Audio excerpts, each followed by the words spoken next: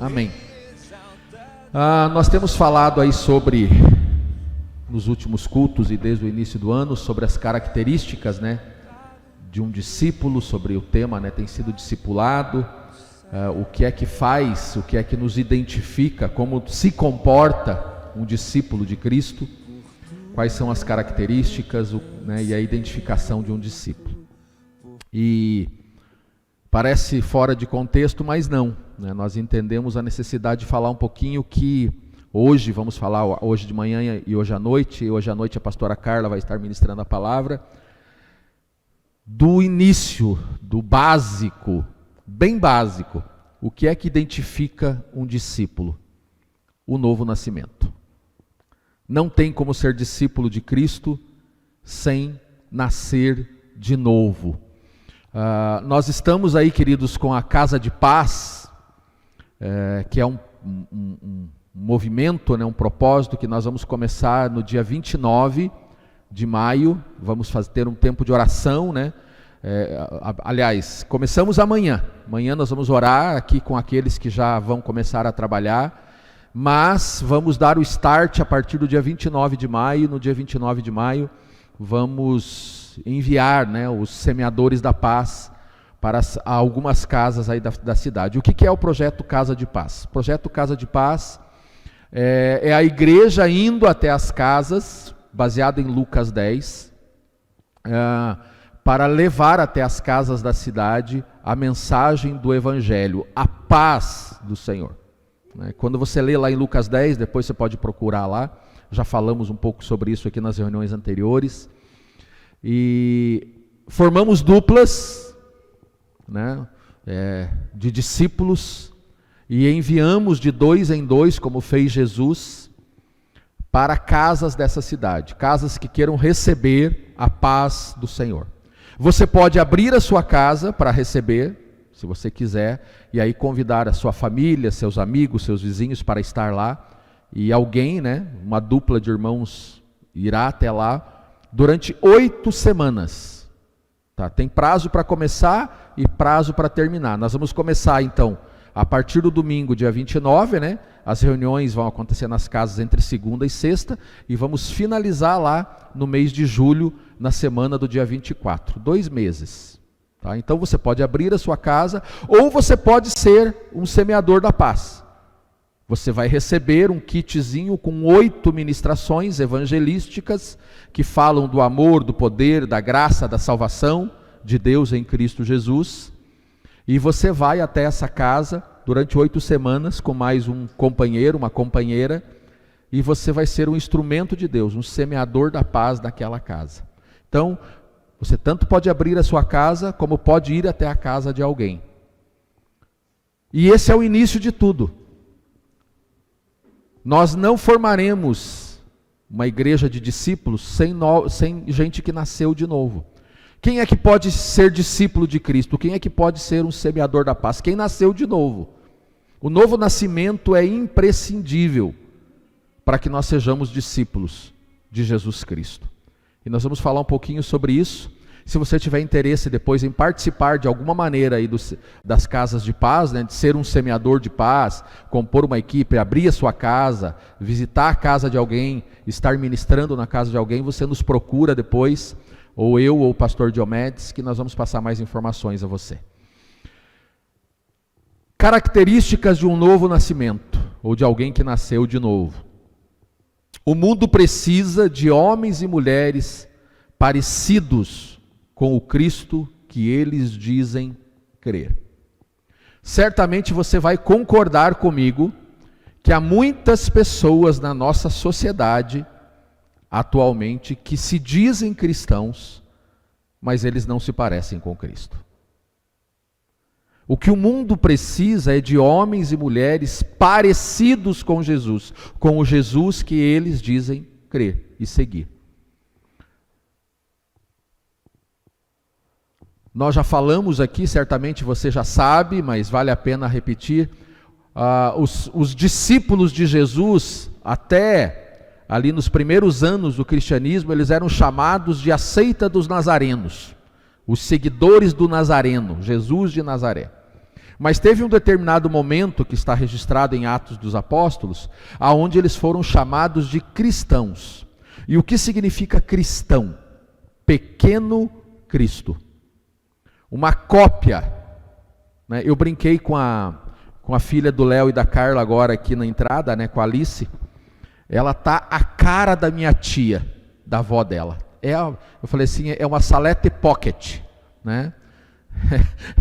É um xerox da avó. De longe você olha, é a cara da Salete, uma mini Salete, né? Queridos, nós precisamos ser mini Cristos, pequenos Cristos. Cristãos que refletem a imagem daquele que dizem crer, daquele que dizem seguir. E o mundo precisa de homens e mulheres parecidos com o Cristo, que eles dizem crer e que eles dizem seguir. É isso que o mundo está precisando. E vou dizer para você, o mundo não rejeita a Cristo. O mundo, a sociedade tem rejeitado os falsos cristãos, a falsa religião, o falso evangelho. É com isso que o mundo tem tido problema, dificuldade. Nós às vezes achamos, o mundo não quer saber de Deus. Não, o mundo quer, o mundo precisa de Deus. O mundo precisa. E por mais que, e você também certamente já ouviu falar, o mais famoso deles, de ateus, né? Que diziam não acreditar em Jesus e hoje caminham com Jesus, que diziam que Deus não existia e hoje acreditam em Deus. O mais famoso deles é Augusto Cury, que é um grande escritor cristão. Ele se dizia ateu até alguns anos atrás, que Deus não existia, um cara muito inteligente, mas chegou num determinado momento da sua vida que ele entendeu que ele precisava de Deus, e entendeu, então começou a acreditar que Deus existia. Então, a dificuldade do mundo, queridos, não é com Deus, não é com a igreja, é com o falso evangelho, é com a falsa igreja, é com os falsos cristãos, é com aqueles que dizem uma coisa, mas fazem outra, pregam uma coisa, mas vivem outra. Quando nós falamos de ser cristãos, de sermos, do que é ser cristão, do que é ser discípulo, não estamos nos limitando, nos referindo à igreja, porque esse é um dos paradigmas da sociedade. Você fala para alguém de Deus, você fala para alguém de Jesus, vai falar do amor de Deus, ele já diz assim, você quer me levar para a tua igreja? Você quer me levar para a tua igreja? Não, não estamos falando de igreja, isso é uma consequência. É uma consequência, mas não se fala de igreja, não estamos falando de denominação. Você vai conversar com alguém e você diz assim, eu sou evangélico, qual é a sua denominação?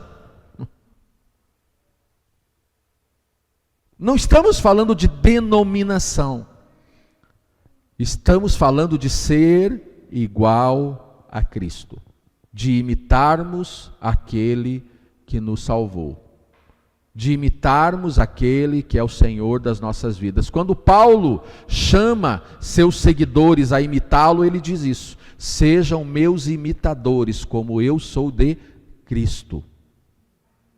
Nós não imitamos homens, nós não imitamos doutrinas, nós imitamos Cristo.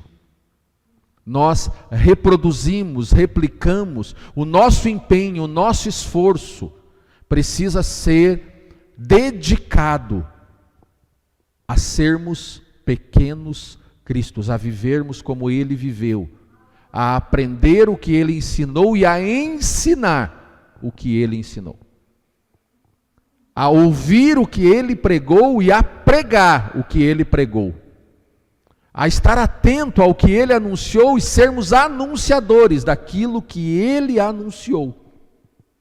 É isso. É disso que o mundo precisa, é disso que a sociedade precisa, e é isso que vai mudar a sociedade. A corrupção vai acabar, a violência vai acabar, quando toda a igreja for semelhante a Cristo. Quando o reino de Deus for pleno sobre a terra. E nós podemos ir avançando nisso, na medida em que mais cristãos, pequenos cristos, não basta só a igreja crescer, Queridos, nós temos experimentado isso nos últimos anos. A igreja nunca cresceu tanto como cresceu nas últimas 2, 3 décadas. Mas a coisa não melhora. Por que que não melhora? Porque a igreja está cheia de gente que não imita Cristo. Se as pessoas imitassem a Cristo, o mundo seria melhor. O mundo seria melhor.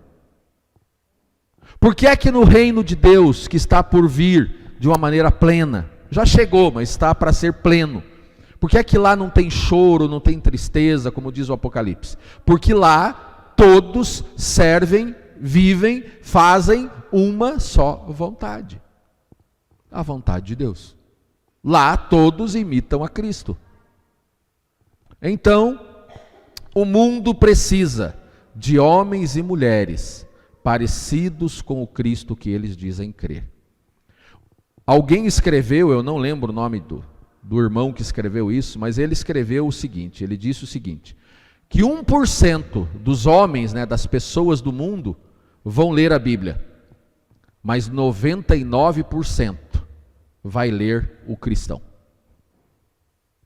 1% vai pegar o livro e vai ler o livro, 99% vai fazer a leitura do cristão. Ele vai olhar para mim, vai olhar para você e vai fazer uma leitura para ver se está de acordo com aquilo que está escrito. E mesmo sem ler, a maioria deles sabe o que está escrito. Mesmo sem ler.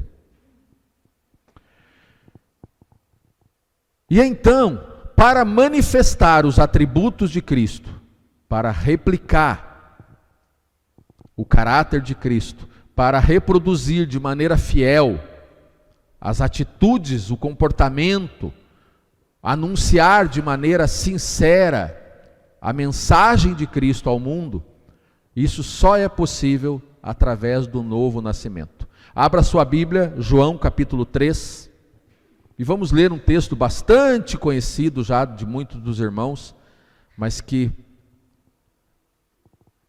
mostra, exemplifica bem o que nós queremos tratar hoje com os irmãos. João 3, versículo 1 em diante. Havia um fariseu chamado Nicodemos, João 3:1. Havia um fariseu chamado Nicodemos, uma autoridade entre os judeus. Ele veio a Jesus à noite e disse: Mestre, sabemos que ensina da parte de Deus, pois ninguém pode realizar os sinais miraculosos que estás fazendo se Deus não estiver com ele. Em resposta, Jesus disse: Digo-lhe a verdade, ninguém pode ver o reino de Deus se não nascer de novo. Então perguntou Nicodemos: Como pode alguém nascer sendo velho? É claro que não pode entrar pela segunda vez no ventre da sua mãe e renascer.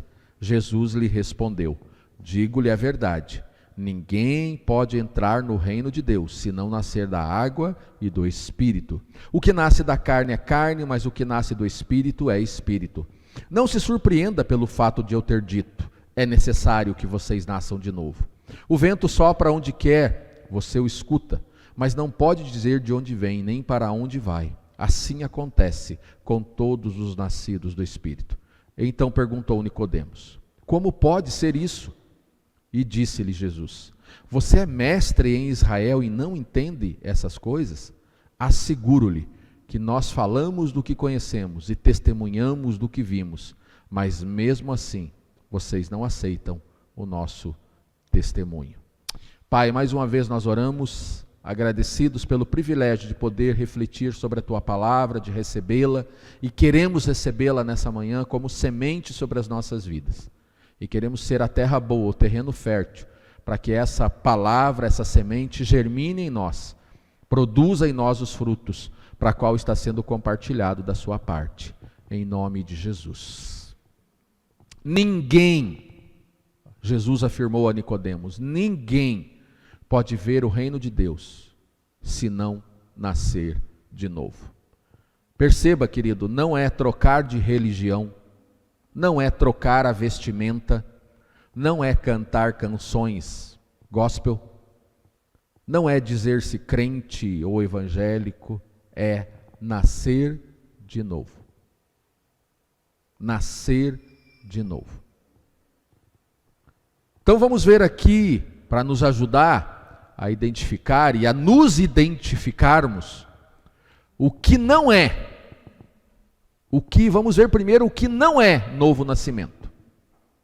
E talvez a gente, analisando assim, a gente possa ver se a gente tem ou não tem algumas das características de um novo nascimento, de alguém que nasceu de novo. O que não é novo nascimento.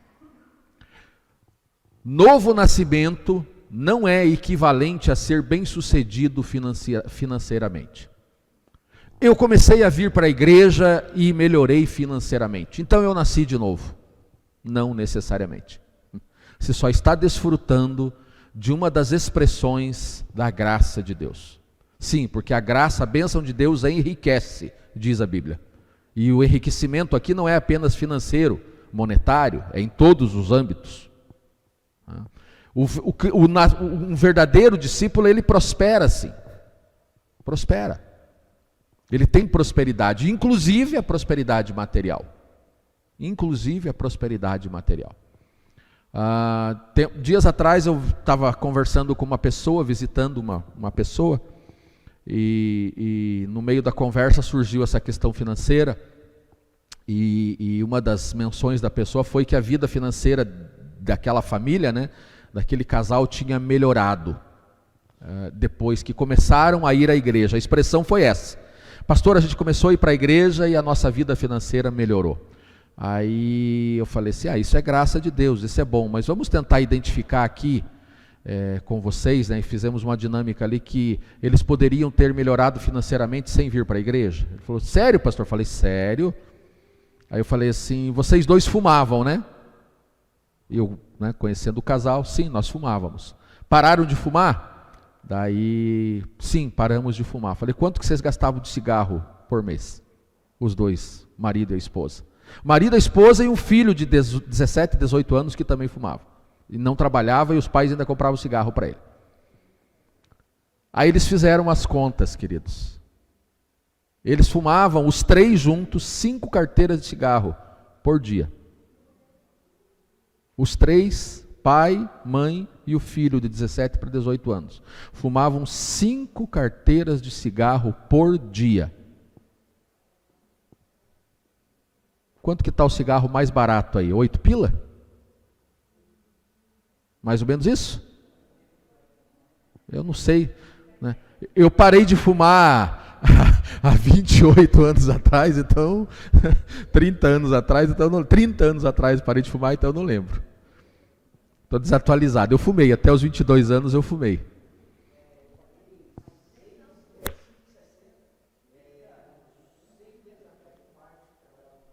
Um funcionário teu pediu para comprar, pagou 6 e pouquinho. O mais mequetrefe, né? O mais barato. Então vamos pegar aí, né? Vamos pegar aí 6 pila, 7 pila aí. Dá R$30 por dia, R$35 por dia só de cigarro. Vezes 30 dias, dá R$1.000 no mês, no mínimo. R$1.000 por mês com cigarro. Queimando R$1.000 por mês. Eu falei, viu, você não precisava nem ter ido para a igreja, era só parar de fumar, você já melhorava milão no seu orçamento. Que bom que o fato de ter ido para a igreja ajudou, mas se percebe? Então, enriquecer financeiramente, se você tiver uma boa administração financeira, você não precisa de Deus para ficar rico, sabia? Por que é que eu estou dizendo isso? Porque há um pensamento equivocado em parte da nossa religiosidade evangélica que diz que característica de novo nascimento é enriquecer. Tem movimento evangélico que diz, venha, enriqueça, você está rico, então você é novo nascido, você nasceu de novo. Não, Nicodemos era um homem rico. Quando a gente vai estudar, né, os apócrifos, os estudos paralelos à Bíblia, você descobre que Nicodemos era um líder muito bem sucedido e rico. Ele tinha muitas posses. Era um homem bem-sucedido financeiramente. Ele tinha dinheiro, mas não tinha paz no coração, não tinha salvação da sua alma. Porque o dinheiro, querido, ele pode comprar uma boa casa, mas o dinheiro não faz um lar. Tem muitos ricos por aí, que têm boa casa, boa estrutura financeira, mas não tem um lar. O dinheiro, ele pode comprar remédios, mas não pode comprar a saúde. O dinheiro pode trazer conforto, pode trazer sim prazer, mas ele não nos garante um lugar na eternidade, um lugar no céu, um lugar no reino de Deus. Nicodemos era um homem bem-sucedido financeiramente, mas ele não tinha nascido de novo. E como consequência disso, ele não tinha acesso ao reino de Deus, ao reino dos céus, ele não tinha salvação, até esse momento da sua história, pelo menos. Depois a gente não sabe o que aconteceu com ele, o seriado aí, o The Chosen, né? Os Escolhidos, eu falei para vocês, tem um pouco de ficção, aquilo ali é ficção, porque a gente não tem as informações, todas as informações, para saber se ele aceitou a Cristo, se ele seguiu a Cristo ou não. O seriado, né, para quem já assistiu, dá a ideia de que ele não aceitou. Ele não conseguiu largar da religião, não conseguiu abrir mão, por mais que encontrasse a Cristo, ele não conseguiu abrir mão. Então dá a ideia de que ele não acessou a salvação. Não sabemos, não temos como afirmar isso. Isso é ficção, né? Artística. Então, ser bem-sucedido financeiramente não equivale a ter nascido de novo. Segundo, o novo nascimento não equivale a ter conhecimento bíblico. Nicodemos era mestre em Israel, um doutor em Bíblia, mas não estava salvo. Há muitas pessoas que conhecem a verdade, porque a verdade é uma pessoa, mas não foram transformados por essa verdade. Então, ter conteúdo teológico, bíblico, não é suficiente para acessar a nova salvação, o novo nascimento e a salvação. Nicodemos era mestre em Israel, era um rabino, era um especialista nas Escrituras, mas não tinha nascido de novo.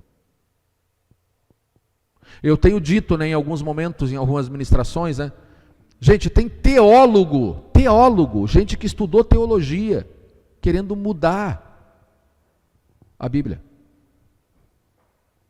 Isso é pura falta de conhecimento de Deus. Alguém que eu questiono se nasceu de novo. Questiono, sinceramente eu questiono. O que rege as nossas vidas, a teologia, assim como o dinheiro, voltando aqui na questão do dinheiro, se você não gosta de dinheiro, tudo bem, pode mandar para mim, eu não tenho problema com isso, tá? Eu aceito. Tá? Já põe o meu Pix ali para você, né? O problema não é ter dinheiro. O fato, dinheiro, riqueza não garante novo nascimento, mas não tem nenhum problema em você ter dinheiro e ser nascido de novo e ter dinheiro. Não é isso. A questão não é essa. Deus não tem problema com o dinheiro. Deus tem problema com o amor ao dinheiro. Deus não tem problema com a riqueza. Deus tem problema com a avareza. O que é ser avarento? É ter e não saber administrar, ser escravo. Deus não tem problema com a teologia, com o conhecimento. Ele incentiva, a Bíblia nos incentiva a termos conhecimento, a buscarmos conhecimento, a nos desenvolvermos mental e intelectualmente, a nos capacitarmos, isso faz parte. Mas só ter a teologia não é suficiente. Tem muito teólogo, tem muito mestre de Bíblia que não é salvo ainda. Não nasceu de novo. Terceiro, o novo nascimento não equivale a ser uma pessoa religiosa. Nicodemos era um fariseu. Nós já falamos um pouco sobre isso aqui, Vou refrescar a sua memória. Os fariseus, hoje, né, se usa fariseu, ô seu fariseu, se quer xingar um irmão, chama ele de fariseu. Hoje usa-se como xingamento, tomou um tom pejorativo, né? Mas na época, fariseu era status social. Um fariseu era muito respeitado na cultura hebraica, porque ele era um mestre, ele era um estudioso, ele equivalia aos grandes pensadores da nossa época. Ele era respeitado, era como, nossa, ouça porque ele tem sabedoria, ele tem conhecimento, ele sabe das coisas. Fariseu era o farisaísmo, né, era o grupo mais radical e mais conservador da religião judaica. Um fariseu ortodoxo era chato, sistemático, adoravam o texto, né? Nenhuma vírgula pode ser retirada, eles eram sistemáticos. Então, Nicodemos era um fariseu, ele era um homem religioso. Os fariseus, eles davam mais atenção às observações externas da lei do que à transformação interior do coração. E aí, por isso é que eles são questionados. Quando Jesus os questiona, Jesus não está questionando em si apenas a prática da lei. A própria Bíblia nos incentiva a sermos zelosos com a lei. Paulo, ele diz que a lei foi boa. Paulo não diz que a lei por si só, os ensinamentos da lei são totalmente maléficos. O problema é a lei desconectada da graça. Esse é o problema. Porque a lei não salva, ela aponta para a salvação. A lei aponta para Cristo. O autor de Hebreus diz que a lei, os profetas, eles eram sombra do que havia de vir. Ou seja, eles indicam, eles apontam. Então, não é necessariamente algo ruim, mas quando você se prende a isso e acha que isso é que vai trazer salvação, esse é o problema.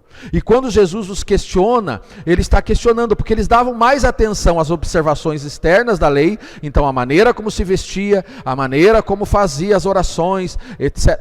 Eles davam mais observação, isso era mais importante do que o coração, o íntimo do ser humano. Eles tinham regras, e essas regras construíram um sistema de salvação pelas obras. Por que é que eu estou falando isso? Porque também tem movimentos nos dias de hoje que diz que se você praticar tais obras, você está salvo. Se você pertencer a tal igreja, a tal religião, tiver tais costumes, você está salvo. E não tê-los, não praticá-los, te condena. Isso biblicamente não está correto. A salvação está em Cristo Jesus. As obras, as quais Deus preparou de antemão para que nós as praticássemos, elas existem e elas são reais. E elas precisam ser praticadas. Falamos sobre isso dias atrás aqui numa das nossas celebrações, num momento de reflexão. Que aqueles que é característica do discípulo estar envolvido com a obra de Deus, as obras que Ele preparou para nós andarmos nelas. É característica. Mas não é isso que produz a salvação, o novo nascimento. É condição de quem nasceu de novo, mas não é condição para nascer de novo. Tá? Então, praticar obras é condição para quem nasceu de novo, mas não é obra para nascer de novo. Não é condição para nascer de novo. Não é isso que me faz nascer de novo.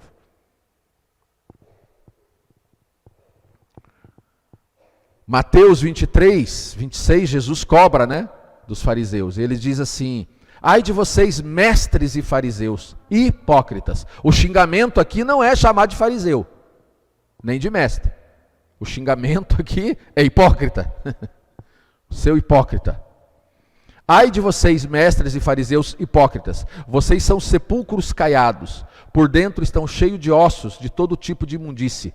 Assim por fora parecem justos ao povo, mas por dentro estão cheios de hipocrisia e maldade. Então Jesus usa aquela imagem que você vê no cemitério. Quando você vai no cemitério, quer seja um cemitério, né, com jazigos, ou quer seja um cemitério que tem o sepultamento, né, subterrâneos, né? Nós temos 2 cemitérios aqui em Fazenda Rio Grande. Temos o cemitério municipal e temos o cemitério Parque Metropolitano lá no Iguaçu. Se você for aqui no cemitério municipal, você vai entrar ali, principalmente na primeira parte da entrada, você vai encontrar ali jazigos muito bonitos. Tudo azulejado, bonito, tudo enfeitado. Mas o que é que tem dentro daquelas gavetas? Se abrir uma daquelas gavetas, você aguenta o cheiro, mas por fora está... Se você for lá no Parque Metropolitano, que daí não tem os jazigos externos, ele é subterrâneo, quando você chega lá, qual é a primeira imagem que você tem de... Nossa, que coisa bonita. Mas se você abrir aquele buraco e tirar uma urna daquelas lá, o que é que você vai encontrar? Jesus está dizendo, isso são vocês que vivem pelas obras. Vocês não nasceram de novo, vocês estão mortos, é só casca, é só aparência. Isso é hipocrisia. Isso é hipocrisia. Só aparência. Alguém disse, né? Se esforce para viver o que você é, não para mostrar o que você é. Viva e vai aparecer. Viva. Simplesmente viva.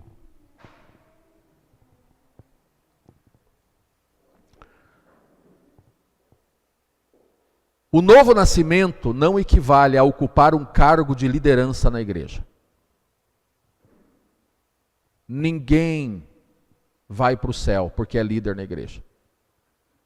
Nicodemos era um homem influente na sociedade, era um líder destacado na sua religião. Ele ocupava uma das principais posições, era muito respeitado nessa posição. Mas ocupar um lugar de destaque na liderança da igreja não é suficiente, não é condição para levar ninguém à vida eterna. Ninguém entra no céu por ser pastor, presbítero, evangelista, profeta, mestre, diácono, missionário, obreiro, qualquer cargo de liderança na igreja. Somente os que nascem de novo podem entrar no reino de Deus.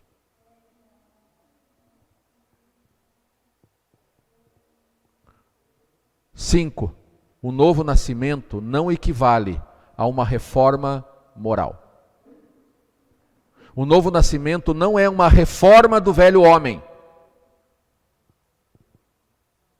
Não é uma camada de verniz religioso. Há muitas pessoas de aparente boa índole que nunca nasceram de novo. Eu conheço várias pessoas assim, que são melhores até do que alguns crentes na questão moral.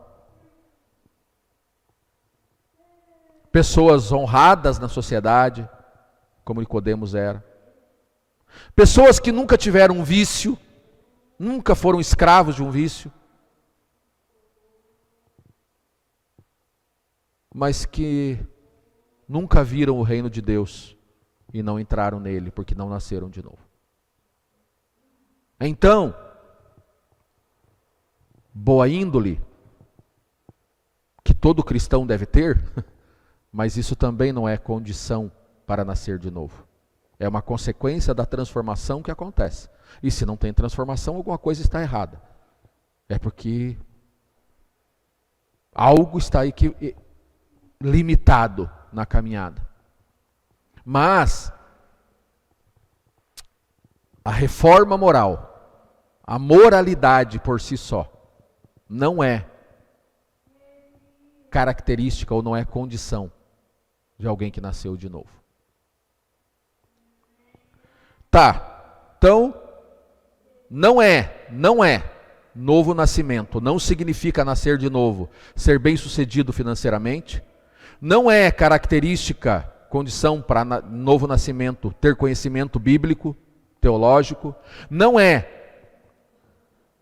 nascer de novo, não é ser uma pessoa profundamente religiosa ou ter um cargo de liderança na igreja, e também não é ter uma moral ilibada. Então, o que é novo nascimento, pastor? Então, vamos falar sobre o que é novo nascimento? O novo nascimento é algo radicalmente novo. A pergunta de Nicodemos a Jesus foi semelhante à pergunta daquele jovem, daquele homem rico, jovem, né? Chamo de jovem, batizaram ele de jovem rico, de Mateus 19:16. Esse homem chega até Jesus e diz assim: eis que alguém se aproximou de Jesus e lhe perguntou: mestre, o que farei para herdar a vida eterna, para ter a vida eterna? O que é que eu preciso fazer? E aí Jesus responde a ele. Você lembra do texto de Mateus 19? E aí esse homem de Mateus 19, ele diz que ele tinha uma boa moral, ele era rico financeiramente. Então olha aqui, nós temos aqui uma personagem em Mateus 19, um homem, um jovem rico, tem dinheiro. Aí Jesus diz assim: vai lá, honra teus pais, faz isso, faz aquilo, guarda a lei. Ele diz: eu já faço tudo isso desde a minha infância. Ou seja, ele tinha um bom padrão moral, ele praticava a sua religião, mas ele não tinha nascido de novo. Aí Jesus olha para ele e o confronta e diz assim: você vai ter que ser mais radical então.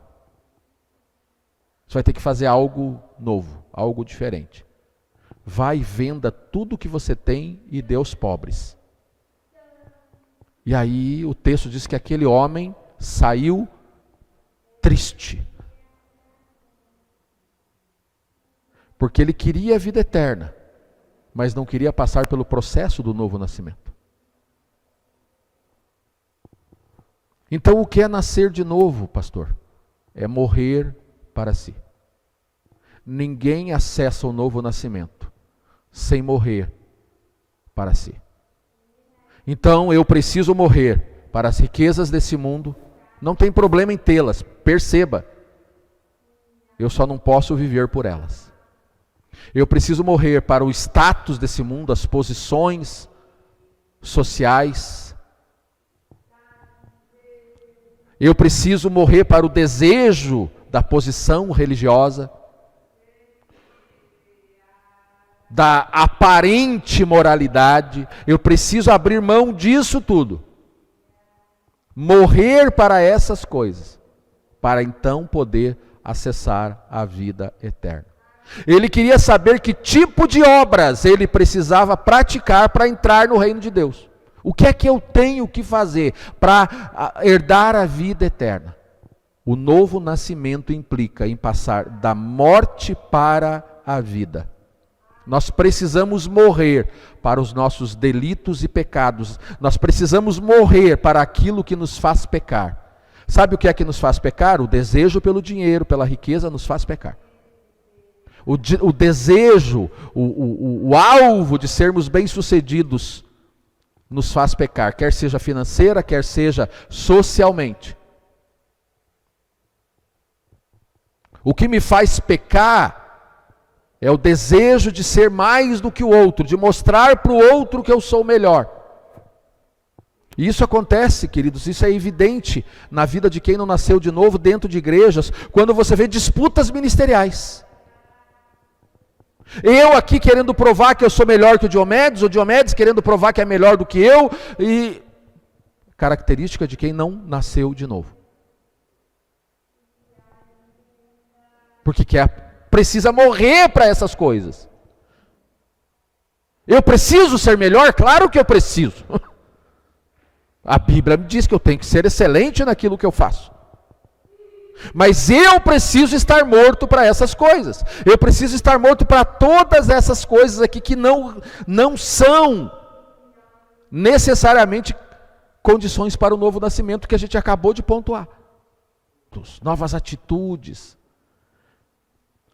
Ao mesmo tempo que não é condição para nascer de novo uma nova agenda, a nova agenda é condição de quem nasceu de novo.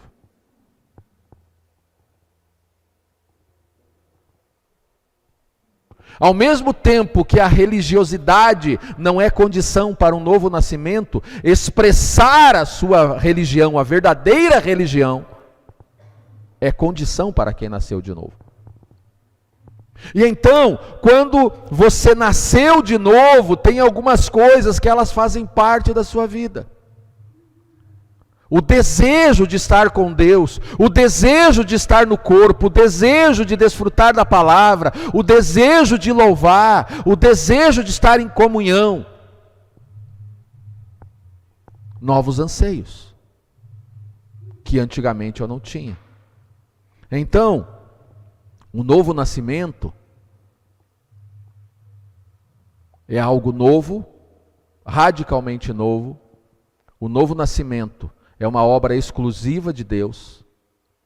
O novo nascimento é uma transformação interior realizada pelo Espírito. Quando, no mesmo Evangelho de João, lá no capítulo 1, quando tem uma dinâmica ali entre João Batista, ele diz assim, um dos discípulos diz assim: eu não teria reconhecido se aquele que me enviou a batizar com a água não me tivesse dito, aquele sobre quem vier o Espírito Santo, sobre quem descer e permanecer o Espírito, esse é o que batiza com o Espírito. Aqui em João 1,33, água e Espírito são mencionados lado a lado, quando no momento do batismo de Jesus. Água e Espírito, o desejo, o anseio. Perceba, só ser batizado nas águas não é condição para nascer de novo, mas é uma condição de quem nasceu de novo. É uma condição de quem nasceu de novo. Por isso tem um grande valor, esse sinal tem um grande valor na minha fé. Nós temos crentes, você sabia que tem igreja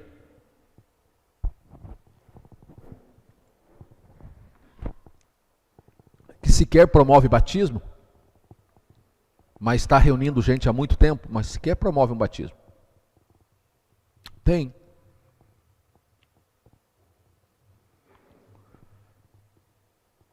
Eu preciso, a minha vida de novo nascido, de novo nascimento, precisa ser acompanhado por aquilo que ela representa, a obra purificadora do Espírito Santo.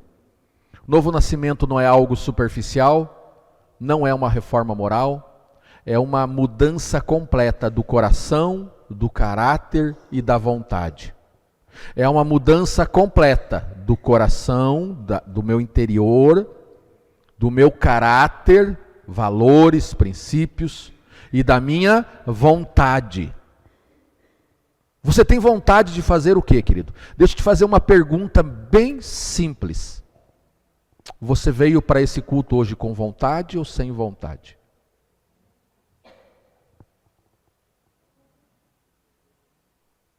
Quando você cantou, quando você louvou com vontade ou sem vontade? Quando você está ouvindo a palavra, você está ouvindo com vontade ou sem vontade?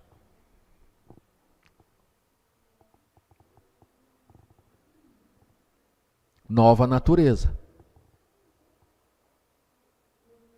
novas atitudes, novos hábitos, novos gostos, novos posicionamentos, novas posturas, características de quem nasceu de novo.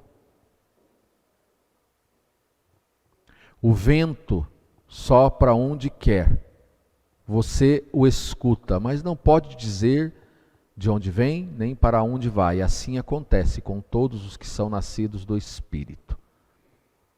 É ser conduzido. O que é que ele está dizendo para Nicodemos? Ele fala do vento, o vento é uma metáfora, para o Espírito, para aqueles que são conduzidos para o Espírito.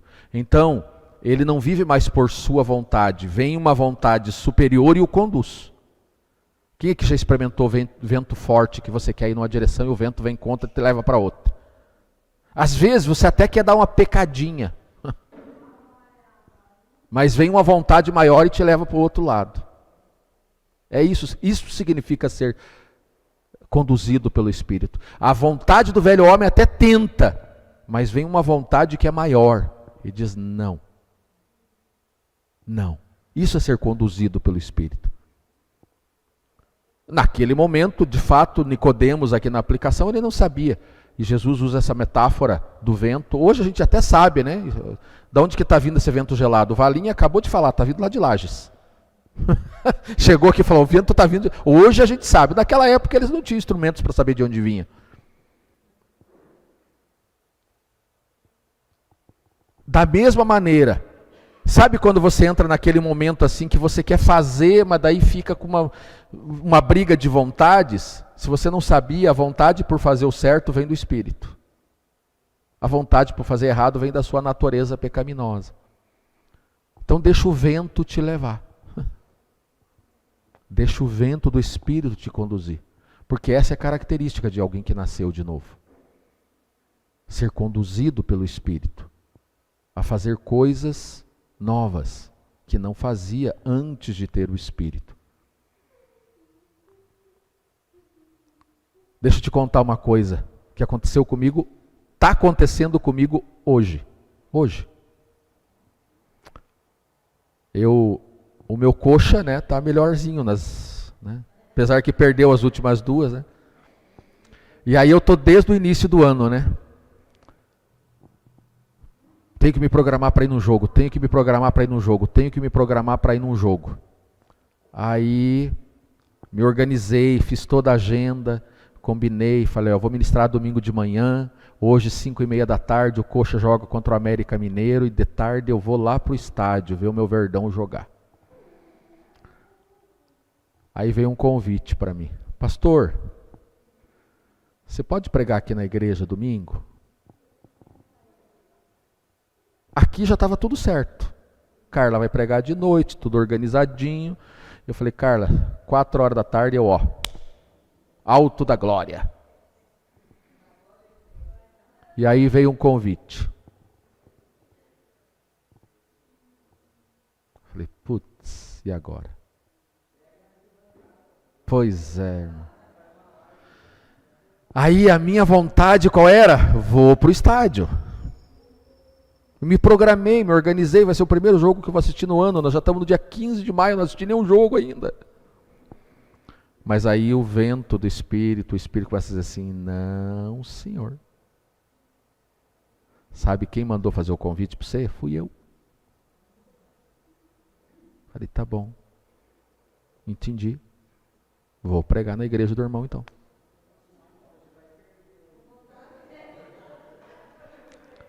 Querido, uma coisa simples que eu estou vivendo hoje.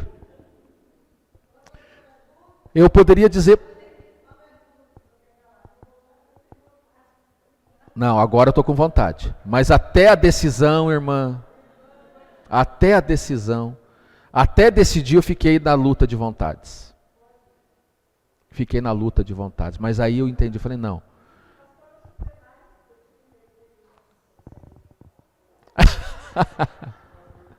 Mas, queridos, a questão é a seguinte, quando você ouve a voz do Espírito, qual é a vontade que vai prevalecer? Eu poderia dizer para o irmão, ela fala assim, irmão, eu não posso ter um compromisso. E eu aprendi isso desde muito cedo com o pastor Edson.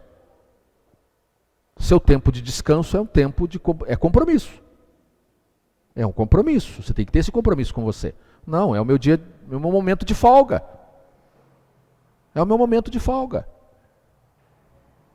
Mas aí o Espírito Santo falou assim, não, fui eu que mandei ele te convidar. E aí, você vai fazer qual vontade? Eu falei, tá bom, o Espírito está soprando para lá, é para lá que nós vai. Pronto. Oi? Não, eu ainda vou. Eu sei que ele deixa, eu sei que ele não, sei que não é pecado assistir o Coxa jogar. O Atlético seria, o Coxa não. Né? Ir para o alto da glória não é pecado, ir para a baixada é. Irmãos, como você se identifica? Você nasceu de novo ou não?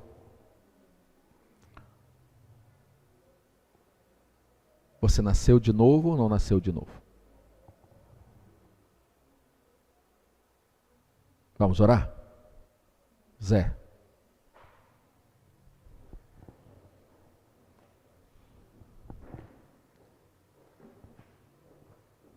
Se você identifica que você já nasceu de novo, talvez se diga assim, eu nasci de novo, mas eu às vezes eu não vou para onde o vento do Espírito sopra.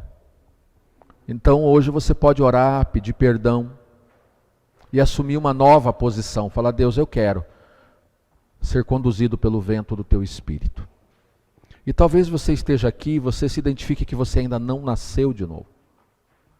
O caminho, o acesso para o reino de Deus, o acesso para o céu, para a vida eterna, é nascer de novo. Tá, e o que é que eu faço? O que é que eu tenho que fazer? Render a sua vida a Jesus. E falar: Senhor, eu aceito. Eu aceito o que o Senhor tem para mim, eu abro mão.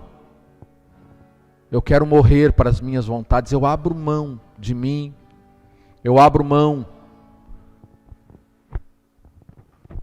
de todas essas questões que eu entendi aqui, que foram pontuadas e que não são necessariamente características de um novo nascimento. Eu quero nascer de novo.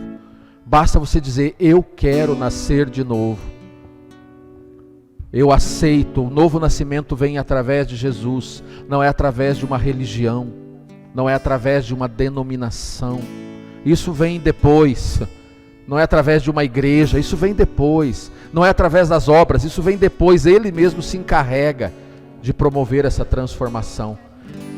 Mas se você entendeu e quer, hoje é o dia para você falar: eu aceito, Jesus, seja o Senhor da minha vida, perdoa os meus pecados, seja Senhor da minha vida, governa sobre mim, governa sobre a minha vontade, eu renuncio à minha vontade para viver a tua vontade.